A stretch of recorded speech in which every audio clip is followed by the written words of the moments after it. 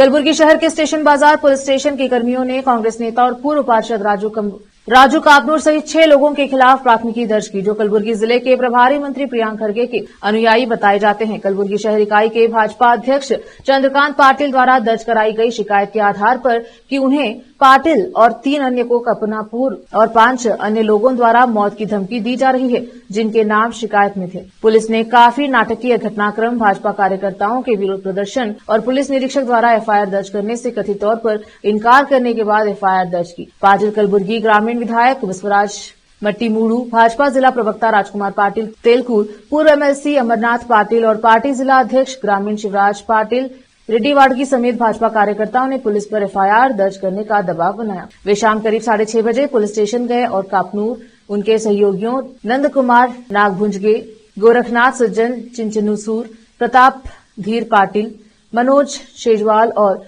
रामनागौड़ पाटिल के खिलाफ शिकायत दर्ज कराई। उनकी शिकायत में कहा गया कि बीदर के एक ठेकेदार सचिन पांचाल, जिन्होंने गुरुवार को आत्महत्या कर ली थी, ने अपने मृत्यु नोट में कहा था कि उन पर कपानूर उनके अनुयायियों द्वारा 1 करोड़ रुपए का भुगतान करने का दबाव था। पांचाल ने यह भी कहा था कि पाटिल मट्टीमूड़ू, भाजपा नेता मणिकांत राठौड़ और अंडोला सिद्धलिंगा स्वामी जी के करुणेश्वर मठ के प्रमुख को आरोपियों से जान से मारने की धमकी मिल रही थी। युवक आत्महत्या ಅದರ ಡೆತ್ ನೋಟ್ದಲ್ಲಿ ಬರೆದಿಟ್ಟಂತ ಎಲ್ಲ ಉಲ್ಲೇಖಗಳು ನೋಡಿದಾಗ 4 ಮಂದಿ ಕೂಡ ಈಗಾಗಲೇ ಸುಪರಿ ಕೊಟ್ಟಿನಂತಕ್ಕಂತ ಕೂಡ ಸಚಿನ್ ಅದರಲ್ಲಿ ಉಲ್ಲೇಖ ಮಾಡಿದ್ರು. ಅದು ಡೆತ್ ನೋಟ್ ತಗೊಂಡು ನಾವು ನಿನ್ನೆ ಕಮಿಷನರ್ ಹತ್ತಿರ ನಾವೆಲ್ಲ ಪಕ್ಷದ ಅಧ್ಯಕ್ಷರು, ಪಕ್ಷ ಹಿರಿಯ ಮುಖಂಡರು ಎಲ್ಲರೂ ಸೇರಿ ಕಮಿಷನರ್ ಹತ್ತಿರ ಹೋದಾಗ ಕಮಿಷನರ್ ಹೇಳಿದ್ರು ಸ್ಟೇಷನ್ ಬಜಾರ್ ಪೊಲೀಸ್ ಸ್ಟೇಷನ್ ಒಳಗೆ ಎಫ್ಐಆರ್ ಮಾಡಿಸ್ರಿ ಅಂತಕ್ಕಂತ ಕೂಡ ಹೇಳಿ ಕಳಿಸ್ಕೊಟ್ಟಿದ್ರು.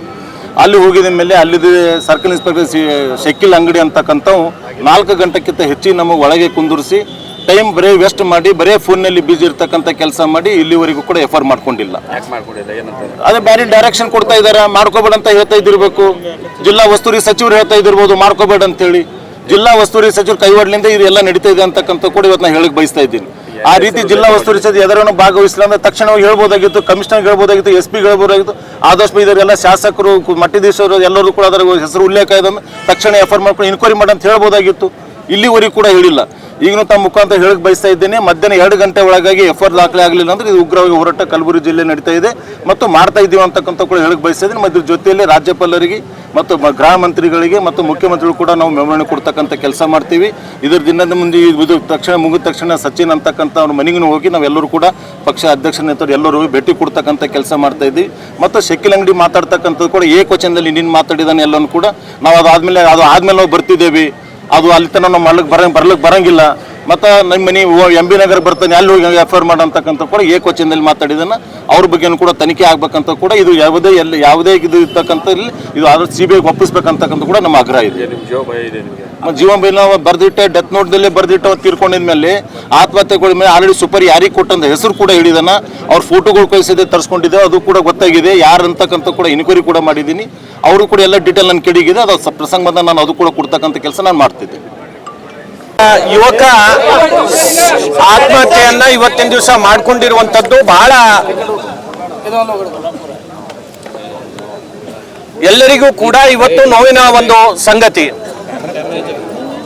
ಅದರಲ್ಲಿ ಅವರು ಬರೆದಿಟ್ಟಂತ ಡೆತ್ ನೋಟ್ ಅಲ್ಲಿ ನಮ್ಮ ಪೂಜ್ಯ ಆಂದೋಲ ಶ್ರೀಗಳ ಹೆಸರು, ನಮ್ಮ ಶಾಸಕರಾದಂಥ ಬಸವರಾಜ ಮತ್ತಿಮೂಡ್ ಅವರ ಹೆಸರು, ನಮ್ಮ ಅಧ್ಯಕ್ಷರಾದಂಥ ಚಂದು ಪಾಟೀಲ್ ಅವರ ಹೆಸರು ಮತ್ತು ಮಣಿಕಂಠ ರಾಠೋಡ್ ಅವರ ಹೆಸರನ್ನ